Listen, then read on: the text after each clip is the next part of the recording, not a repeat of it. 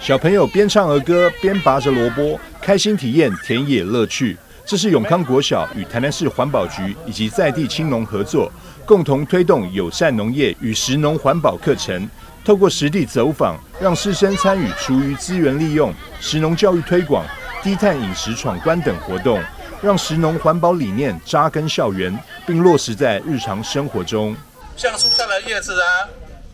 然后水果皮等等，或者是没有吃完的水果，我们都叫做生厨余。那生厨余啊，就要投入我们的垃圾车后面的绿色的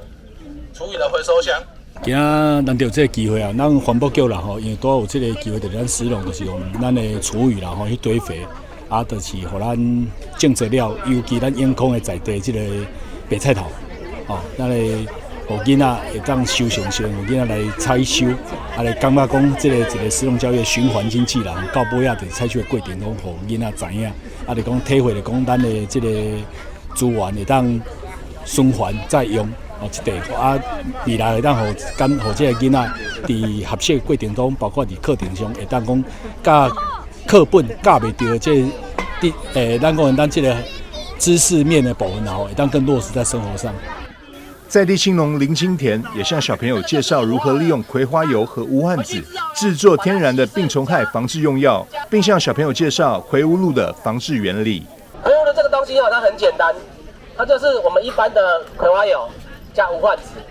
然后把它乳化，这水我们会把它喷在我们的作物上面。那这些水呢，因为它会有所谓的水分子，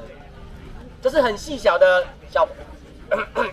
这个小水滴啦哦。那这些小水滴它就会去附着在这些昆虫上面。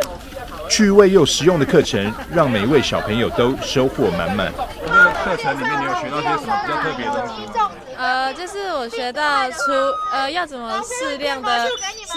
分类，要怎么适量的节省食物。拔那个萝卜的那个感觉很神奇，就是没想到上课还可以有这种心情。这次的课程非常特别，因为可以学到在学校一些学不到的东西，像在学校就是学不到。像玉米怎么采收，或者是玉米采收后在哪里，要经过什么处理，这样。永康国小校长洪国展表示，结合学校推动的课程，与永康青农林金田以及环保局合作，体验食材循环再生，让知识不只是停留在书本中，引导学生在潜移默化当中，把产地到餐桌的低碳环保知识内化成素养。建立食农与环境教育理念，同时更培养了惜食爱物的精神。记者张秀维采访报道。